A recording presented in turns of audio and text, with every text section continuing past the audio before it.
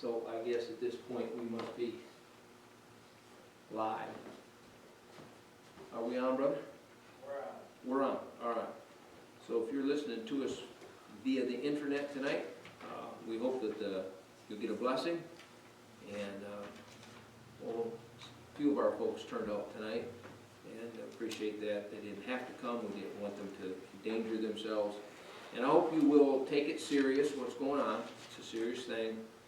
And we appreciate our governor letting the church have the privilege of choosing and not demanding. We appreciate that. Talked to Brother Jim Britton the other day, and they had a parking lot service.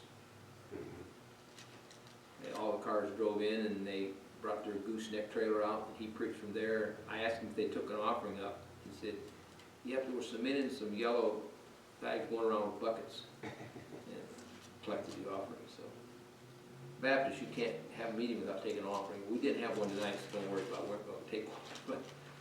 But, anyways, we're blessed tonight in many ways. I know it doesn't look like it sometimes. I know these are hard times. I know that things are happening that we didn't want. I don't know about you, but I wasn't planning on this. And there's no way around it, brother. There's some things we can get around. There's no way around this. Mm-hmm. And so I just caution you, if you got to go somewhere, go there, get it over with, and get out.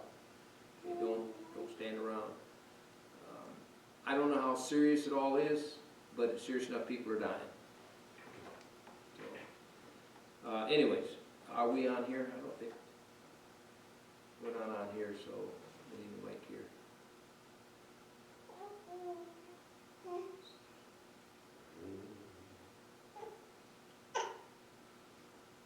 No, we're not on yet. This one's not on either. Neither of the mics are on. Are the buttons up? Huh? Is your mic on? No. Is it turned on? Yeah, There is no turn-on switch here. No, it's green. It's on green. So I'm on go.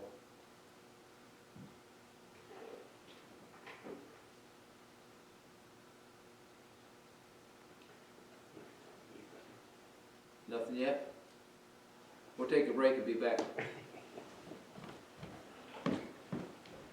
Turn on the other thing and it won't come through the system.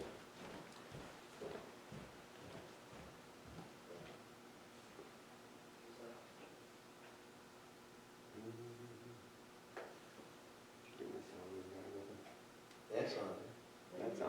Okay, are these up? Yeah.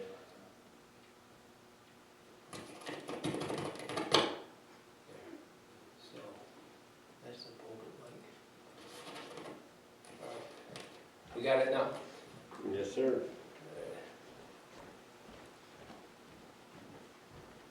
It's just a matter of a button. All right, now I think we're on. Now they should be able to hear me. All right, they probably thought I was speaking in tongues. All right, I want to do something.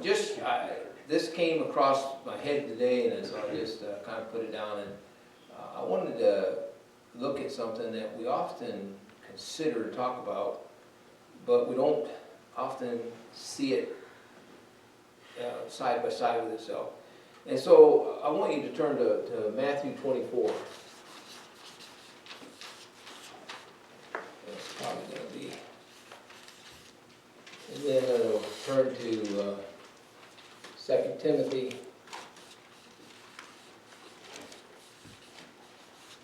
3.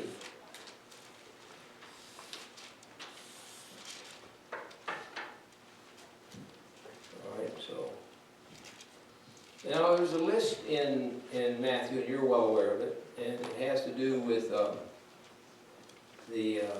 last days, but not so much the last days. And I'll give you two phrases out of that chapter I want you to look at, and then we'll go over and look at 2 Timothy 3, and we'll look at, I believe in that list, and I went through and counted it. If I got it wrong, somebody will correct me, I'm sure, but I believe there's 18 things in that list of 2 Timothy chapter 3 that are going to be signs of the last days. Now, over the years, God only knows how many years preachers have been preaching this. And they've been talking about time, end, and all that kind of stuff. Now, they weren't wrong in doing it, but we always thought when something went wrong or something happened, well, last days, last days.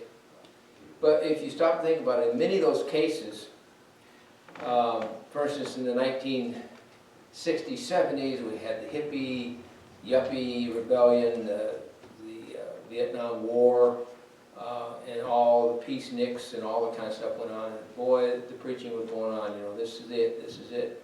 But there were still a lot of things in both of those lists that weren't something natural that we could even see day by day. And so as the time has passed on, and we will probably make references, I think I will at this point, as time passed on, we began to see, I would say, probably, I'm just going to write this over here on the side here, probably 1901 would have been when the ASV and the Revised Standard Version later on and stuff started coming out. We began to see a change in our country. We began to see a change in people. And as the time went on, more and more it went on, and all these things in these lists began to fit the situation. Now here we are, 2020. I mean, another, we were, what is that? That makes us 20 years from the new century, the new millennium, 100 years, a century back from that, when all this started. So 120 years, sound like Noah, 120 years, this kind of material is been preached like, okay, we got the end of World War I, they said, hey, peace, you know, the world's going to have peace, and World War II come along, and Hitler was the Antichrist, and then Obama was the Antichrist. You know, it's been going on. People trying to fit in, and part of that was because we wanted this thing to get over so we get to heaven. And so therefore we grabbed all this stuff and said, see there, see there, see there, see there. But there's two things I want you to notice, and it's in Matthew 24, in verse, okay, well, I had a piece of chalk. What did I do? Did I knock it off? Or did I lay it down? It's on the ledge right there. I think the paper's covering it. The paper covering? Oh, there it is. Okay. If you notice verse 3, what's the end of that verse? I think it's the last four words. End of the world. End of the world. Okay. So, the Lord said that there was going to be some things that come along, and you were going to know that because the end of the world is here. Don't you think that's interesting? The end of the world. Now look down at verse 20. Oh my goodness. I thought I had it on my paper, but I don't. Okay, verse 14. Then shall the what? End come. So, when we're in Matthew 24, we're not necessarily talking about what's in 2 Timothy chapter 3, although we are, but we aren't. Because why? Number one, this passage here is Jewish. He's talking to his people, but he's talking about the end of the world, the end to come. When Paul's talking, he's talking to the church. And he's telling the church, this is how you're going to know the last days. So he calls them what? The last days. So the last days have some similarity to what's going to happen before the end of the world comes. But if you look at that list there in Matthew 24, there's about 11 or 12 things there. You won't find anything, I don't think, that matches what the end of Paul calls the perilous times, which no doubt will be the days before the Lord comes. This seems to be something to do with things that happen on the earth, things that happen in the earth. Also with the people. All of this, in this list here of 18 things, all of those are an attitude. They are something that people are. And so he says the last days are filled with something. Now, we talked here, I don't know, it was 2 weeks ago or something, I went through the thing on the pestilence and the plagues, and we looked up some scriptures and stuff. And I said to, I don't know if I was talking to my wife or talking to somebody the other day, I said, you know, we've had flu that was going on. We've been warned, you know, this is a very bad flu, don't get this flu. And we've had, over the past years, I remember as a kid, chicken pox and mumps and measles, and we went through all that. If it was available, I went and got it, just for something to do. And we had all those things. But no time do I remember as a boy, anybody saying, oh my, the measles are going around. The end of the world's here. I don't remember anybody saying, oh, the mumps. Oh no, that's a killer, boy. The end of the world's coming. I mean, Jesus must be close. Now, I've heard Jesus is going to be coming since I can remember hearing that Jesus was going to come. All right? And I guess if you look at your Bible, that's the truth. At any moment, at any time, he could come. But there were some things that he said that would give us a hint. Now, if we look at this, this says the end of the world, does it not? And this says the end is to come, right?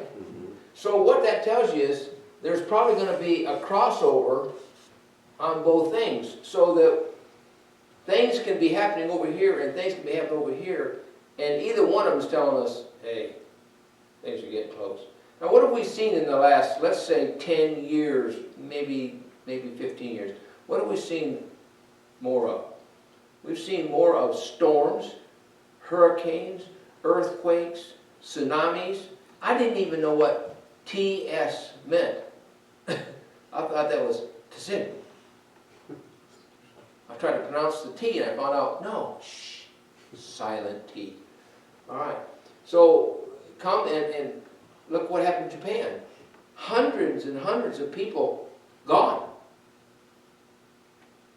And so as we look at this thing here, you know, people have often talked about these days here, and they are a sign of the end. I believe there's a crossover to some of the other. But at the same time, what is he talking to? He's talking to his people. And this is going to be what's going to come. Why? Because he that endureth to the end shall be what? Saved. Okay. So there's an endurance which Paul never mentions at all. Why? Because I don't have to endure. So what Paul says, I want to tell you something. Perilous times are going to come. Now you tell me this isn't a perilous situation. I mean, people are afraid to go out. People are afraid to do anything. They don't want to spend any time with you. Why? They're afraid they're going to get whatever it is, and they don't want to get it. And I don't blame them.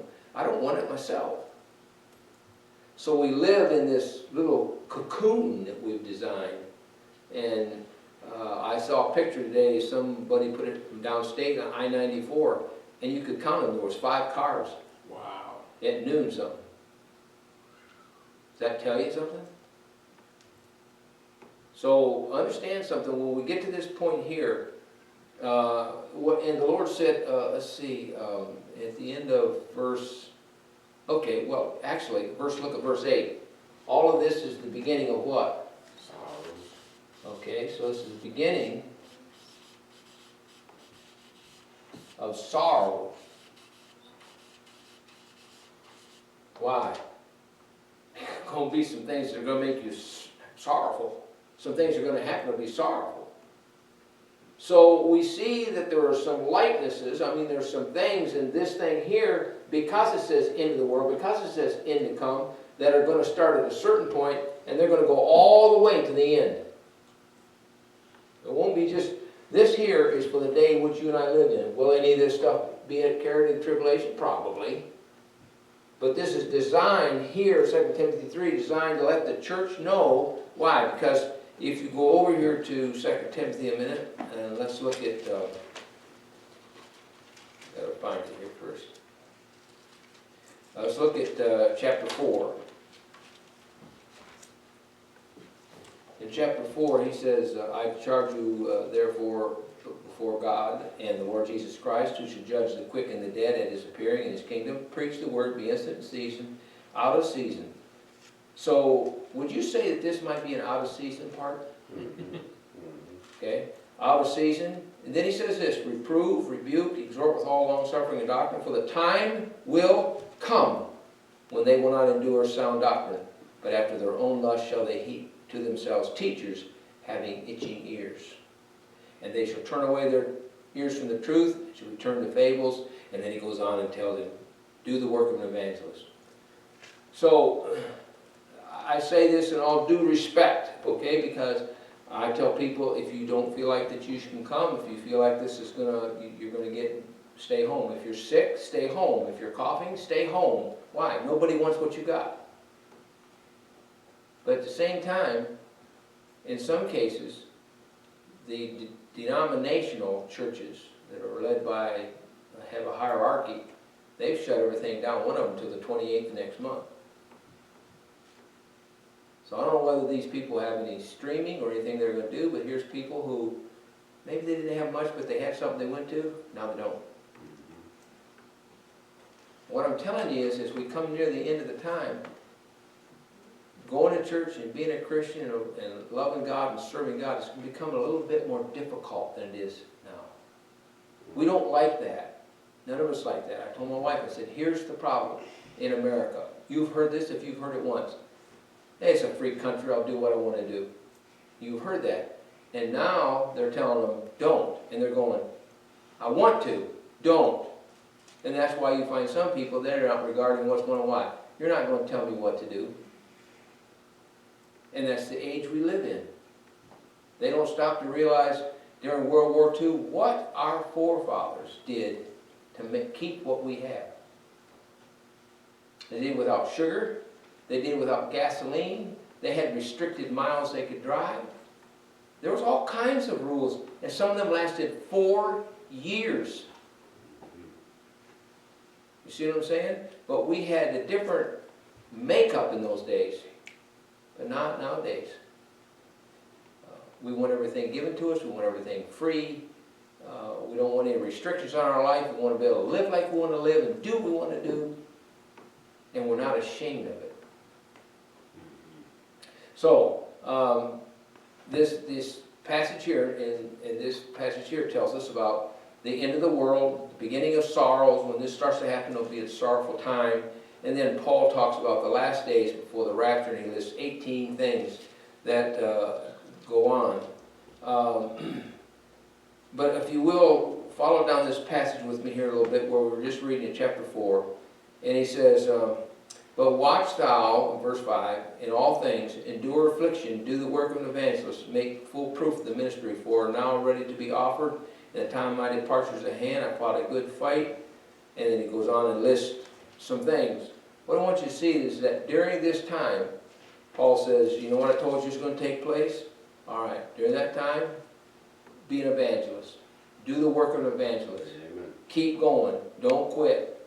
Be faithful at what you do. The one thing we can't do, we can't quit. Amen. We can't cash in. And I don't mean that if you have to miss church, you're doing wrong. I'm not saying that. I'm saying we can't quit. We can't say, well, we can't do this, we can't do that. Find a way. Find a way to do what you feel that you can do. You still have a telephone. That works. Call somebody. There are people in our congregation that are not going to be here for quite a while. Call them. Encourage them. I don't know how many she called. 4 the other day? 3? All right. Call them. Some of you listening by the internet tonight, we wish you could be here. Sorry you can't be here. And won't you know, we'll pray for all of our people. My wife and I pray every night for our entire congregation. You get prayed for. Why? I know these are hard times for you. You probably don't have any toilet paper. I saw a picture tonight that said, toilet paper rapture. So when the roll is caught up behind you. But anyways, you know what? I've said this and I'll say it again. I'll probably say it again. I'll probably say it again. You'd better laugh at this. And you'd better not take it as serious as it really is. Because listen, my friend, if you get hard about this and you get grouchy about it, it's going to hurt you. Okay? It is what it is. And why people took a rush on all the paper products, I have no clue. That just amazes me. I would have thought they took the steak. I mean, I never ate paper. But anyways, that being what it is. If you look down this list here in 2 Timothy 3, and Paul starts this by using the word perilous. He said these will be perilous times. difficult times, hard times. Your life will be in danger. Is your life in danger? And I want to tell you something. If you'll notice something, it's an danger not necessarily to the young kids. It's a danger to the older folks. We're the ones who are more susceptible to catching this and not making it. Now, they have, I've seen several different reports of 8,000 people have been released out of the hospital in some countries and are doing better and have gotten better. And China hasn't had any new cases, and I think you said something tonight about there's not been a new case or something like that. In Washington. In Washington, all right. So, and since this came from that direction, that's probably the direction it's going to dry up or go down. But you know how long that could take? So we need to pray for our country. We need to pray. Tell you what, some of the businesses that can't operate are not going to last over a month. Just can't do it. Think one thing for sure, and that is that it's not deep winter time when you've got to have the heat on. So most of these businesses won't be forking out that kind of money for that, but nonetheless, the loss of income and revenue from selling the meals and doing what they're doing, and some of them found out this, that your takeout is a secondary thing to your business. You can't rely on it. It costs you more to operate than it does for what you're taking in for just takeout. So while that was a good idea, it only works for, you know, the chains of McDonald's and Wendy's and so forth who do that all the time anyways. So be praying, because these are difficult times. And I wanted to bring this up here tonight because I want you to see something. If we go down this list, I'm just going to read down the list that I have typed out here. I'm not going to read this out of the scripture, so if I miss a word or two, please bear with me. Paul said they'd be lovers of their own selves, and that's where we're at. It's about me, and really it isn't about you. It's about everybody else. And then he said covetous, and we want everything. Boasters, we're proud of who we are. Blasphemers, what a nation. What a nation, the way we talk in this country. I mean, it's so much so that I know a guy calls himself a Christian. That's what he says he is. He said, I'm a Christian. And I've heard stuff come out of his mouth that no Christian should have come out of their mouth. And I think people have gotten the word Christian mixed up with salvation. Think you possibly could be saved, but being a Christian, would Christ talk like that? I seriously doubt it. They're unthankful, that's true. Disobedient to parents, is that true? Unholy, is that true? My goodness. Without natural affection, yeah. I think abortion is one of those things that shows me you're without natural affection. It is not natural for a woman to want to get rid of her baby. That's not natural. I mean, even when people have had to give them up to adoption, they didn't want to do it. False accusers, truce breakers, incontent, can't control yourself, that's what they are. I can't help it, that's just the way I am. No, it's just what you want to do. Despisers those that are good, so there you go. They don't like us because we want to do good. Right. And then he says, traitors. Wow, I guess so. Heady, high-minded, lovers of pleasure more than lovers of God. Is that truth? You know, it hasn't been so much in the last few years, but when we first started the church here, probably about within 10 years after we started it, we got this all switched around here. I've seen the time there'd be 24 snowmobiles go by the church. Out snowmobiling, why? Well, they love pleasure more than they love God. And the unfortunate thing about it is we had a lot of Christians who were part of certain, I'll call them gangs, groups, and because they had a chaplain, they didn't feel they needed to be in church, so they were out fighting all weekend. A form of godliness, do we have that? But denying the power thereof. So, I want you to see that this list of things that Paul talks about here are not necessarily natural events. How much of this over here is a natural event? Well, look at it. Wars and rumors of wars, nations and kingdoms at odds with each other, famine, pestilence, earthquakes, in divers places, affliction and death, betrayed and hated, false prophets. Well, the first part of that list is most natural events that take place almost every day here in our world. And what most people don't realize, because it doesn't get reported, I mean, it has to be a serious earthquake almost in a city anymore before it gets reported. There's earthquakes taking place 24 hours a day, 7 days a week in this world. And you can just go on the National Earthquake page, and they got a little world map up there, and you see the lights blinking where they're having earthquakes. But when it happens in diverse places, it's different places. We get used to them. Oh, San Leandro Fault and someplace like that. Well, we expect to see it. Yeah, but now they're having where they don't expect them. So all these are natural phenomena for the most part. I mean, I realize they'll be hated, and iniquity shall abound, love waxes cold, so forth. I realize that, but the list deals with the natural events where this list doesn't. Why?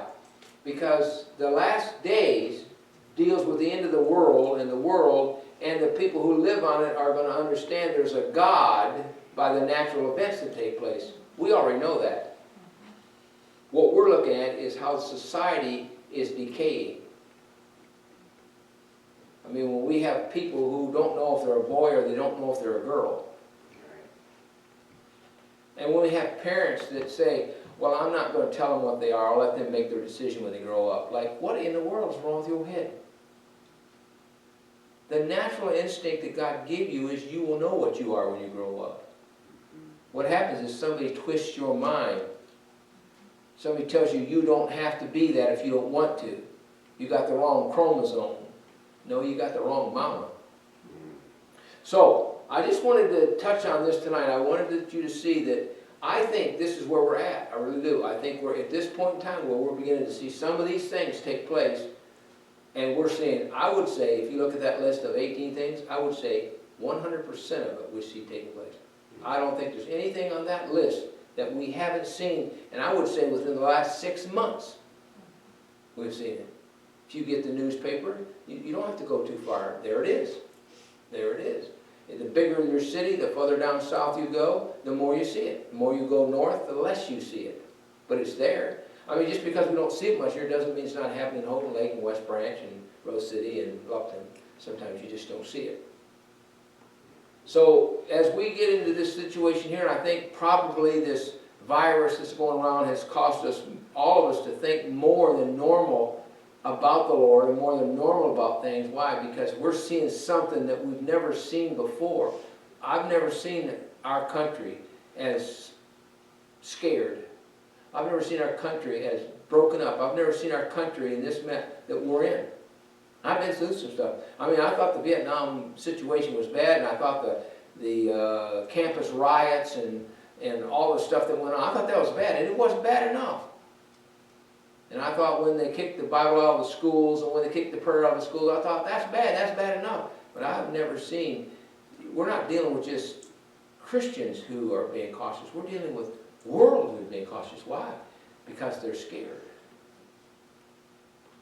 And if nothing else, this is a time for us to be bold and stand up and say, well, maybe it's time you start to consider maybe the Bible's right. I don't know what it was like at your store, but I saw a picture tonight of Walmart somewhere, and it didn't say where it was. And on the bookshelf where they had the Bibles, all the Bibles are gone except the NIVs. Amen. Now, why would people go in the store and buy Bibles? Right. Huh? So think about it. This is a day, while we're looking at what's going on, this is a day when people are scared. Why? They've never had this before. When was the last time that you heard about schools being shut down because of, any length of time? I know they shut down over there sometimes and disinfected when they had some flu, but when was the last time schools all over the state were shut down? When was the last time all over the country they were shut down? I can't name you a time in my 73 years I remember that. So what does that tell you? That tells you that people realize this is a serious thing, and they're beginning to think, maybe this is a good time for us to stand up and say, hey, better get ready. The end of the world's coming. People say, we've heard that before. Okay, look down the list there, and then look down this list and tell me any of that stuff that you haven't seen happen.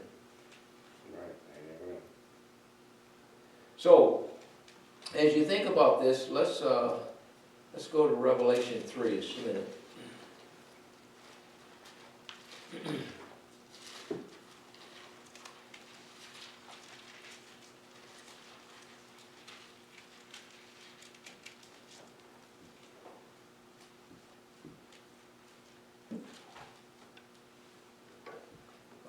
look at verse 15. I know thy works, that thou art neither cold nor hot. I would that thou were cold or hot. Now, just stop a minute. When I started this church back in 1976, and as the 60s or as the 70s ended and the 80s picked up, you know, America wasn't doing too bad. And people didn't think about stuff. When we first started out here, I can recall the Sundays, we would have 50 people easy and maybe more. And we just from where Casey's sitting up to here was the wall. We had an aisle down the middle and theater seats they had in here at that time. And we had 3 or 4 theater seats on one side, and I think that was this side, and then there was like 4 or 5 on the other side. And I seen the time they'd be packed up, and that was Sunday school room was right here, and then there was a Sunday school room away, and then there was an entryway here. And I seen the time visitors came in and stood during the preaching of the service.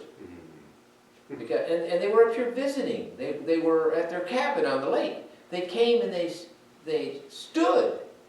And we had one guy that gave every Sunday to the building fund, which we didn't even really have going on so much. We just had a little fun, but we didn't say much about it. Yeah, the guy give like $200 every time he's up here. And I saw that, and I was excited about that because I realized that people would come in because they wanted to hear the word preached. They wanted to hear something. So the 90s came along, and as the 90s proceeded, I began to notice that suddenly we weren't having that crowd of people anymore. Though they were up. Somebody would go home from church and see them down here at the corner store and say, "Hey, missed you." Yeah, well, we were heading back. We just came up last night to do such and such. So as I watched this thing from the end of the 70s and into the 80s and then into the 90s, I began to see that the love for the Lord and the love for the church and the love for the preaching was waxing cold. And it wasn't so much that it was cold, but that it got lukewarm. I saw a man in the store some years back, and he was one man that used to give the money. And he brought his family. He had 3 boys, I think it was, or something. And they'd come, and their families would come. And I mean, there were some Sundays, Brother Gordy and me, we were packed. And you know, I mean, 25 feet wide, and 24 feet long, 40 feet long. We were packed. And I didn't see him for a number of years. I was in the store one day, and I saw this guy walking down the aisle, and I noticed he had a leather jacket on, and it said something in the back of it, and I didn't pay much attention until I got close to him. It was some Christian motorcycle club, I don't remember which one, I wouldn't say it anyways. And I said to him, "Hey man, how you doing?" "Oh, I'm doing all right, Reverend." I said, "Haven't seen you in a while, you must not come up anymore." "Oh no, I live over here," and he named where he lived, and I said, "Oh, I haven't seen you." "Well, we travel on the weekends, and we've got a chaplain, anyways, we don't really need coach." So as I look at this, not only do I see this list that may cross itself over to this one, but I see this list which tells me this is going to be the norm when the Lord comes back in the church. And then I get over here about that last church, the Lord says, they'll just be lukewarm. And he said, that really makes me sick. I'd just rather be cold or they be hot. But when you're lukewarm, he can't do anything with you. And that's where we're at. And I don't think that most people, and I'm saying this for those of you who are on the internet tonight, I'm not talking at you, okay? I'm talking to you. But in these last days, that's what we're going to see. And I realize right now the situation what it is, but I'm just saying, in these last days, what we're going to see is people are going to say, well, the church isn't really that important. And again, I'm not preaching at you, okay? I understand this is a different situation. I'm just preaching to you. I want you to understand I'm not calling anybody down tonight. I'm just simply saying is, up until this point in time, everybody wasn't always faithful. Not just this church. I talk to preachers all the time, and they'll tell you that the same things happen at their church. Why? We're there. We got to quit joking ourselves. We're there. This is where we're at. This may be to the Jews, but it covers into the Gentiles, and the Gentiles period ends. this list here, which I don't have written on this board, but this list here, that's where we're at. And the sad part about it is, it's leaked into the church. And the covetousness and all that kind of stuff is leaked into the church. I don't know, I can't say for positive, but if you look at 2 Timothy, isn't that written to the preacher boy at the church? And he's telling him what the signs of the last day are going to be like. Well, who would he be talking about? Even if he included the world in here, would he not be also talking about the church? So, brethren, I don't know if this is a scourge from the Lord. I have a tendency to think it may be. I don't know. I just know this much, is that every time something like this happens, it's just one more indication we're getting there. And personally, I hope we're there. Personally, I hope the Lord says, okay, April the 15th, income tax are due, and take them out. Now I realize they extended this to July, I understand that. I'm just saying is, I don't know about you, but I'm ready to get, I'm ready to go. Amen. I'm ready to go. And it's not like I'm afraid something's going to happen. I'm just ready to go. I just wish the Lord would come, take the church home, get us all straightened out, and help us. In the meantime, I'm just praying the Lord will help us. Okay? Now, and I'm going to tell you tonight, I want you to be faithful to doing what you believe God would have you to do. And during this time of indecisiveness for many saints and some of you out there tonight, I appreciate you. I know you wanted to come, and I know that you're trying to keep this social distance. I know you're trying to do all that kind of stuff, and I appreciate that. Let's just pray one for the other. Encourage one another. Let's encourage one another. Call up one another. Send them an email. Good night, you got the easiest way to get a hold of somebody. Send them an email. And you can go on to Facebook and give them a message to somebody. Do something to encourage somebody else, and don't spend so much time. I wish you didn't have to go through this. I think if we, if this is the worst suffering that we have to do, we've got it pretty easy. Because this is not what Paul would have went through. It's not what Peter would have went through. I mean, they end up losing their life for it. And that may come our way. I don't see it, except in this list where they'll kill you. They'll hate you. But we are hated. We are hated. So, let me just say this, draw this thing to a close here tonight. I believe we're in the end. I believe this is the end. I don't know how to say it any more than I just believe it's the end. I've seen so much of this stuff here every day that I just say to myself, I mean, can I tell you something? That Hollywood hasn't changed. And they're still doing their movies, and they're still doing their stuff, and they're still doing everything. Why? They don't care. So, pray for your country. Pray for your preacher. Pray for each other. And don't forget to call somebody and encourage them. Father, thank you for this time tonight. Bless our folks that have stepped out here tonight. Just a handful of them, not too many, but thank you for they come. And then for those who felt they just couldn't do it, Lord, bless them, encourage them, help them. I hope that this program has been a blessing to them in some way. And we'll thank you for it, pray for it, and ask it in Jesus' name. Amen.